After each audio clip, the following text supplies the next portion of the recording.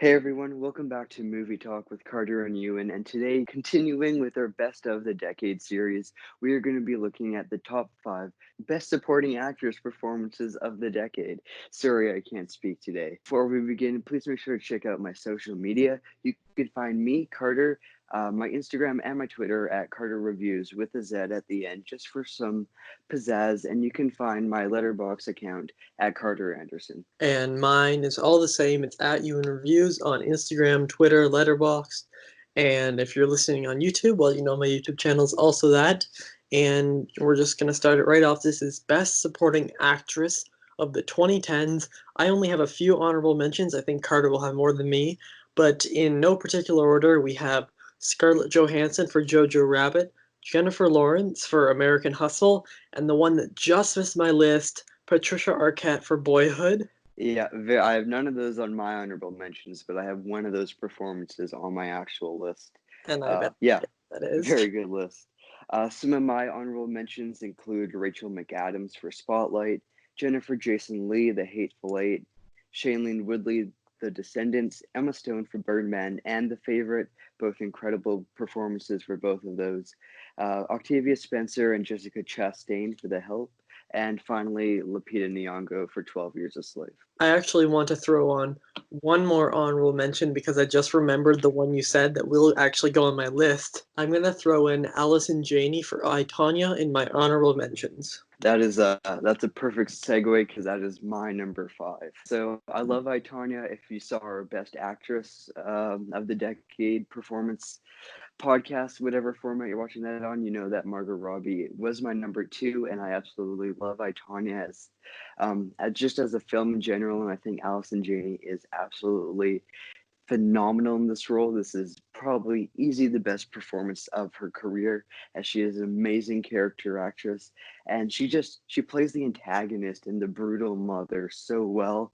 She has such amazing dialogue, and I think she articulates every single line of dialogue so perfectly, and it's just an amazing performance, such a scene stealer, and I absolutely love it. Yeah, I agree. I watched I, Tonya for the first time, I think, last week or the week before that, and she stole every single scene she was in. She had so many just like brutal moments. You're just like, this is her mother, and she is saying this stuff to her own daughter.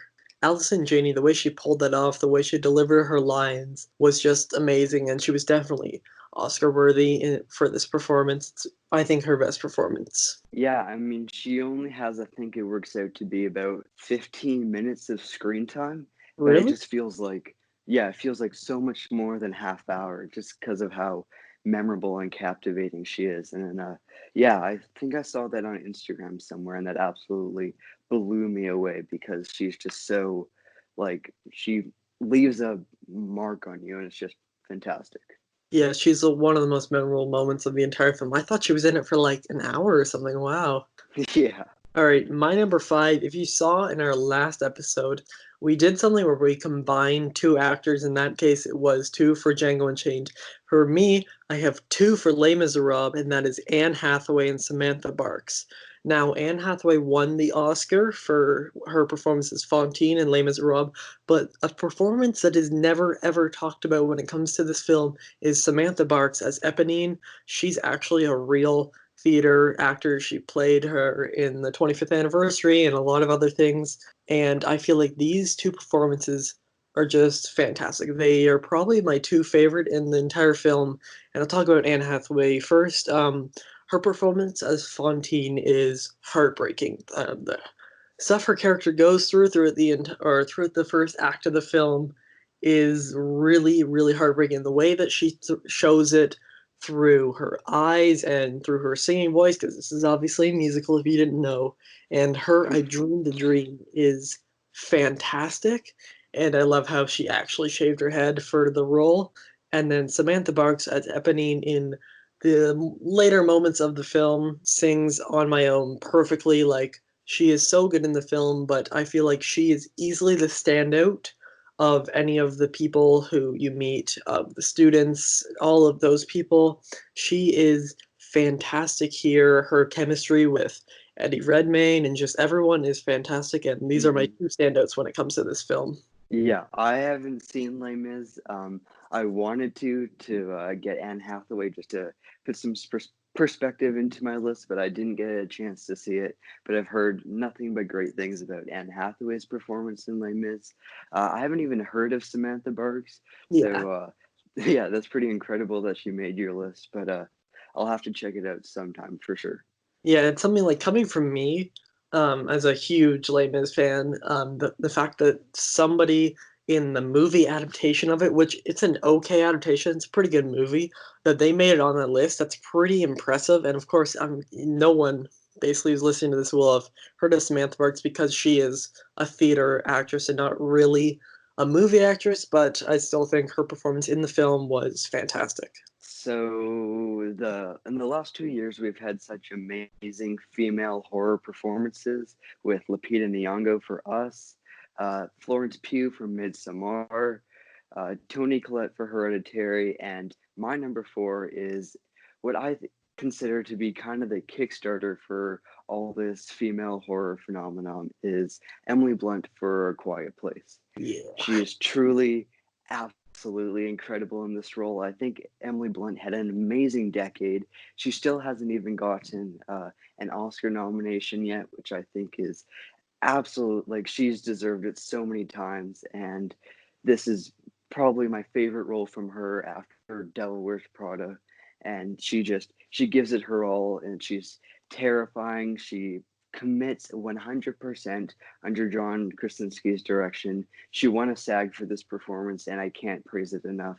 I love A Quiet Place, and I can't wait for A Quiet Place too. Yeah, I was so like actually like the delay of A Quiet Place 2 was one of the only ones that I actually cared about. I was like, damn, because Emily Blunt gives one of the most underrated performances in horror, probably because as you mentioned, lots of praise for Toni Collette, Florence Pugh in Midsommar, which I still haven't seen somehow, and Lupita Nyong'o in Us, but Emily Blunt is just as good as most of them and her performance is really underrated. She has an amazing dynamic with John Krasinski, and she's just fantastic. I love A Quiet Place too. It's one of my favorites of 2018 and probably one of my favorite horror films of the 2010s. Yeah, same here. Yeah, well, just Emily Blunt. She's such a versatile, amazing actress, and like, truly with the script and the direction that she's under, she truly like, just has all these nuances where she's able to bring the best performance that she can, the most range in her character that I think she's ever had, and I can't wait for the sequel, as I already said. Definitely one of my favorite just performances in the last 2 years. I just watched Sicario for the first time a few nights ago, which I do like a bit more than A Quiet Place, but her performance, even in that film, is great, and it really shows the range, whether you're talking about, like, because that came in 2015, this was 2018. Like, she plays such different characters, and they're all really great every time she plays them. Yeah, I mean, in the same year she did A Quiet Place and Mary Poppins Returns. Oh, Like, yeah. I think that's just such a range, and she got double SAG nominations for that too. And yeah, absolutely incredible. Yeah, she was great in Mary Poppins Returns. My number four was one that was on your honorable mentions that I just remembered once you said it, and that is Emma Stone for Birdman. Birdman was one of my favorite films of the 2010s. I think it's a complete utter masterpiece, one of just the coolest shot films of all time, but the performances inside of it are fantastic. And one of my favorites in the film is Emma Stone. She plays such a strange character and she has some amazing scenes. I think my favorite of hers is when she's talking to Edward Norton and they start playing that game and they're up kind of they're outside kind of, and Yeah, I don't that's know. the first scene that came to mind for me too when you said that. Yeah, her performance is one that really sticks with you. Like even now, anytime I think of Birdman, I think of obviously Michael Keaton, Edward Norton, and then that scene, especially that I just mentioned, involving Emma Stone and Edward Norton. And her character here is just fantastic, and her performance was one of her best, and she is one of my favorite actresses ever. Yeah, I love Emma Stone too. I was just watching her in The Help last night, and she's phenomenal there. I just love her career. Easy A, super bad. This is her first Oscar nomination, and I think she totally killed it, totally deserved it,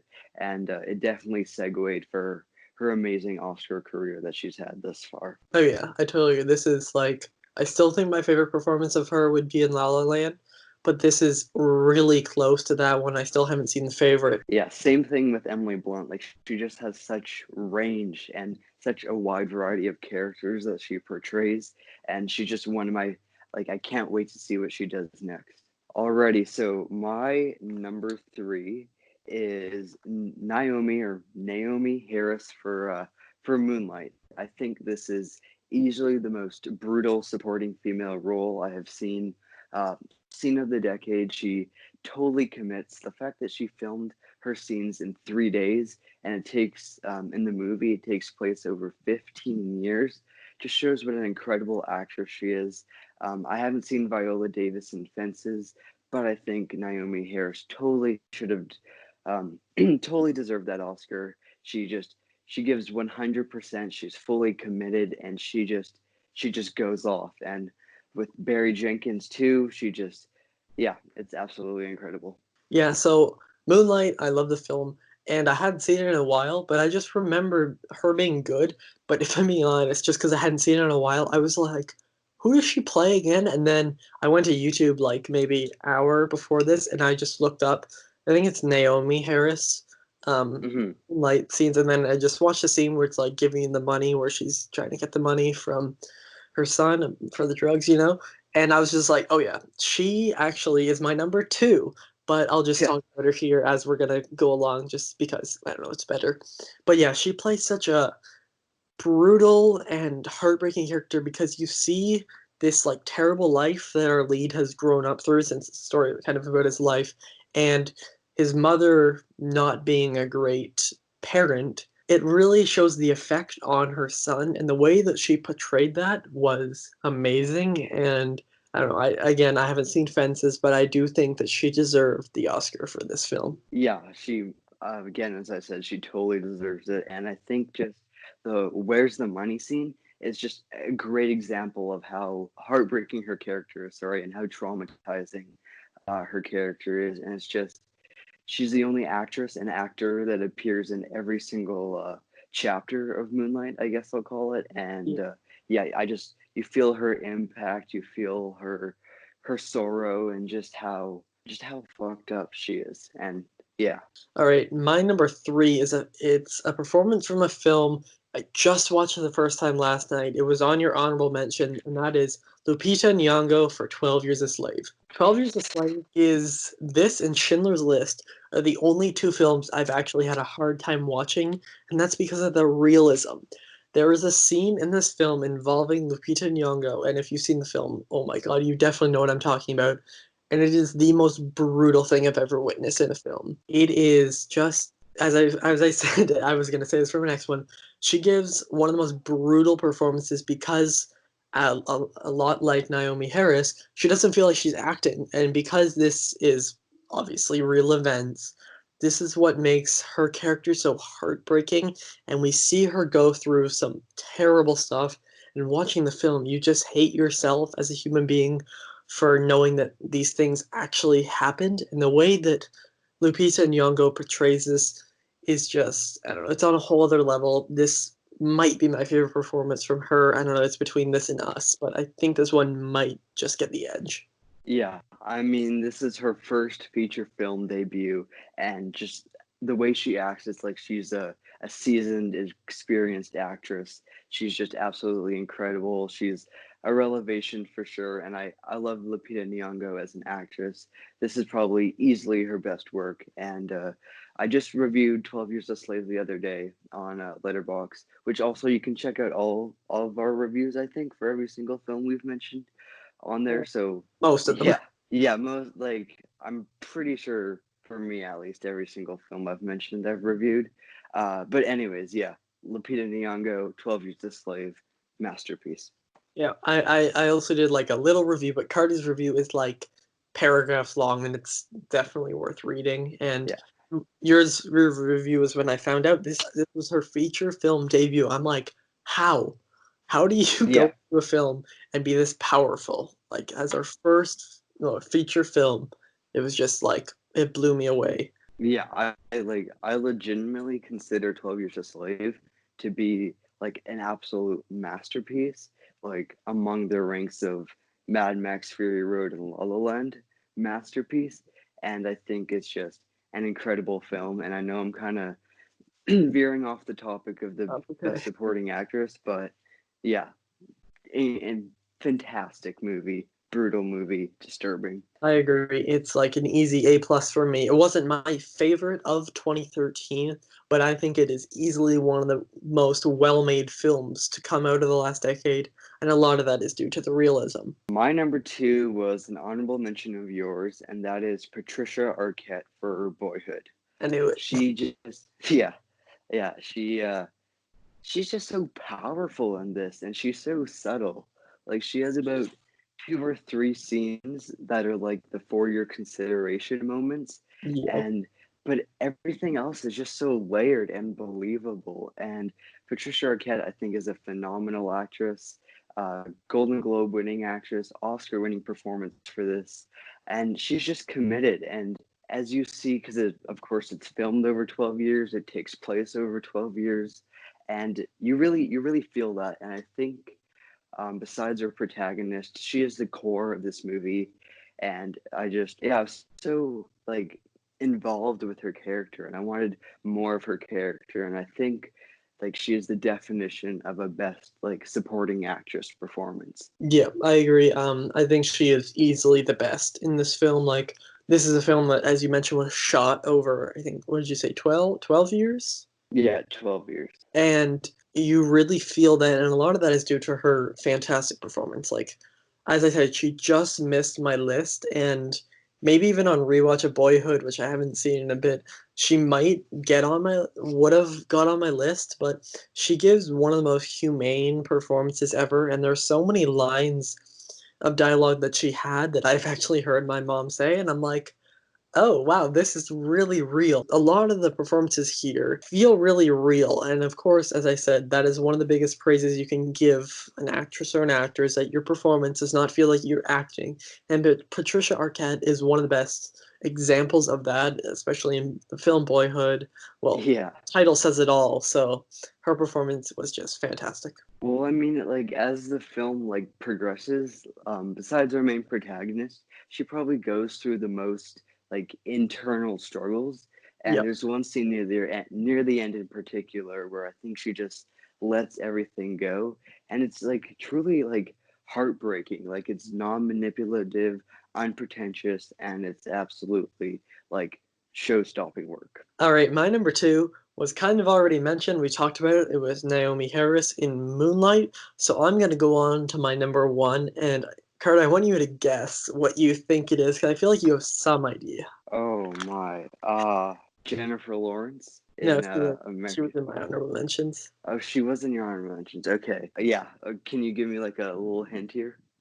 We talked, or this will give it away, but we've talked about this actress before in our previous list. Oh yeah. Oh yeah. Obviously, Margot Robbie, Wolf of Wall Street. Yeah, you're right. Right. Margot Robbie, The Yeah. Wall Street. I love this film. Leonardo DiCaprio was on the top of my list for the best actor. I still think his performance was the best of the 2010s. And Margot Robbie has such an amazing dynamic with him. She is hilarious in some scenes.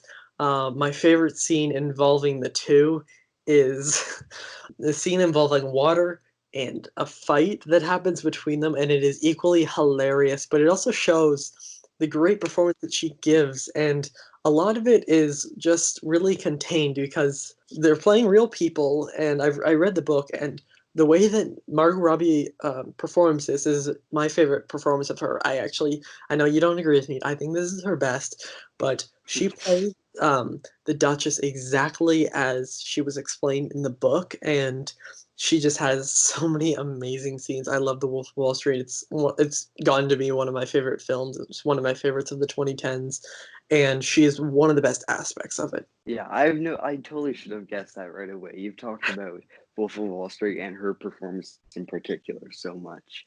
I uh I just rewatched The Wolf of Wall Street the other day, and totally grew on me. So I'm glad I grew to like it even more. And Margot Robbie was a big part of that. I think she is absolutely one of the best actresses of the decade. And this performance in particular totally catapulted her into what she is now. Yeah. I think it was totally her gateway for her massive success that she has. And she's just so good in this too. Like she is unbelievably good and totally got unrecognized by the awards season, sorry. And I think she at least deserved a nomination. This is like after I saw this film, she became my favorite actress. Like she's given some great performances. In my opinion, this is her best. But The Wolf of Wall Street is a very fun and exciting film. But there are moments in the film where it's not always fun and exciting, and it's more. I don't want to spoil it, but it's. I'll just say it's not as fun and exciting in the way that Margot Robbie deals with Leonardo DiCaprio's insane Jordan Belfort is just. It's something to be talked about. Yeah, I feel as like what's happening for these characters like goes wrong and goes down. Margot Robbie's character and her present just goes up and the quality goes up and absolutely phenomenal. Okay, my number one, I think it's sort of obvious and just like even with my honorable mentions, even with this list, I think all these performances are on par with one another. Like it was really hard for me to craft this list because I So think like any one of my honorable mentions could have been on my list and maybe should have been on my list. But my number one in particular, probably kind of obvious here, Laurie Metcalf for Lady Bird. I legitimately feel like she's a like a real person, a real mother. She just like I love Lady Bird. Lady Bird is my fourth favorite movie of all time, and I think she kills it here. She like Laurie Metcalf is just such an amazing, experienced actress, going on from Roseanne, Big Bang Theory. She's even in the Toy Story franchise, and just this is really an incredible performance. She doesn't steal any scenes. She doesn't like have this big explosive moment. She just feels so real and she doesn't feel like she's acting. She every single line of dialogue and every single scene she has with Saoirse Ronan in particular is just so electric and it breathes life into the screenplay and like I can't praise it enough. I'm so like speechless over her performance. Truly one of the best parts of the film. yeah, like obviously I don't love Lady Bird as much as you, but I still think it's an A-plus film, and she is one of the best aspects of it. Her character feels so pure, and a lot like Patricia Arquette, she doesn't feel like she's acting. And I know that they both play mothers, but it's just funny that they just don't feel like they're acting. And that's a lot of the actresses here, but especially these two because they're playing mothers, and I think both of us have mothers in our lives, and that's what we can relate to them and we can like compare. And that's what's so great about her performance is that it feels like something I've seen before in my life. Not all the time. There are some interesting scenes in Lady Bird, but this just yeah, her performance feels humane, pure, and just so real. Yeah, she doesn't like of course she is a mother, but she doesn't feel like your typical mother because she has such depth to her character and she has so many times to shine. She's dimensional and layered and she has motivations. And I know I've like just said this, but her dynamic and her chemistry or lack thereof with Saoirse Ronan is just so like magnetic and I'm so drawn to it. It seems yeah, brilliant, brilliant. All right, and after our list, this is what we do now. In every episode, we ask a question and then we both give off recommendations. So we'll start with the question, and our question for today is best book to screen adaptations. So these are films that started as a book and then went to a movie. And Carter, you can start with just a few of them, or as many as you. Uh, First one that popped into my head, I think, is Room. Room is, of course, if you checked out her Best Actress performance of the decades list, you'd know that Brie Larson was my number one. I read the book before I saw the movie. Just an amazing adaptation. I think Room the book is a masterpiece, and I think Room the movie is a masterpiece. And the way they correspond is truly terrific work, but it's done by the same author. Like the screenwriter is the author of the book, so I Oh, think that really helps. I agree, yeah. And I'll just give one off quickly, just because we're gonna try to end it very soon. I think the entire Harry Potter franchise should obviously be mentioned, just Yeah, because They're just fantastic books, phenomenal movies, and some of them are better than other. Like some of the books are better than the films, some of the films are better than the books. So it's hard to say. I'd say the books are probably just slightly better than the movies, but I love every single film inside the Harry Potter universe. Whether we're talking about only Harry Potter, not Fantastic Beasts, but Harry Potter, Yeah. and they're definitely worth mentioning. And also, I'll just throw in Carrie by Stephen King and Misery. I think that's his best adaptation that I've read because I've also read The Shining, but as an adaptation, very different. The movie is a ton better, but still, Misery is probably his best book to screen adaptation, I think. Yeah, I haven't read any of Stephen King's books, but I plan to. So I started with Misery. I'd suggest read that one first. It's a good introduction to him. yeah, didn't Kathy Bates win an Oscar for that too? Yes, her performance is one of the best I've ever seen. Like, Very highly regarded. I'd like to just put a quick plug in here too for Simon versus the Homo sapien agenda, and that is Simon. the Love Simon book. I think my favorite book, probably that's not a part of the Harry Potter franchise, and the adaptation isn't that good, but it's still a phenomenal movie. Yeah, I haven't read the book, but I love the movie. It's fantastic. And those are a few of our favorite, and we're just gonna give a recommendation. Normally I'm gonna say this a lot now. Normally they'd be like new, something that just came out, but really, did anything really just come out? So my recommendation is something we talked about a lot in this video, and that is 12 Years a Slave from 2013. We both agree it's a complete and utter masterpiece, and it's something that may be hard to watch at times, but it's something everyone should see. What's yours? Mine, it's actually a movie. It's Arrival. I was thinking of Arrival the other day and just how like incredible it is and how extremely well written and directed it is. And it's I can probably take some more time to find a better, more recent recommendation. But I love Arrival and I love Denis Villeneuve and I cannot wait for Dune. Yep, that's actually a good time to mention that, like, because of all the Dune stuff. Yeah, I love Arrival too. I've loved every single film that I've seen from Denis Villeneuve. I've seen like five or six of his, I think five of his films. Prisoners is still my favorite, and I'd suggest check that one out as a second random recommendation there. But I love his films so much, and Arrival is Yeah. one of his best. I'm halfway through the Dune book right now, and I'm just like I cannot wait for the movie, and I hope it A does well at the box office, and B doesn't get pushed back Yeah, oh because yeah. If that gets pushed back, that and Tenet, I'll be just so upset. But yeah, I'm purposely not reading the book because I want to go into the film not knowing anything, and normally I do that with some stuff. But yeah. All right, those are our lists for and our few recommendations there. And if you're watching on YouTube, comment down below some of your favorites. Do you agree with our list? And follow us on all our social media. They will be on the screen. And once more, yeah. if you're listening on Apple Podcast, give this thing a 5 stars. And I don't know how Spotify works, but yes, thank you all for listening. And we will see you guys next week. We don't know what we're doing yet, but we will see you guys next week.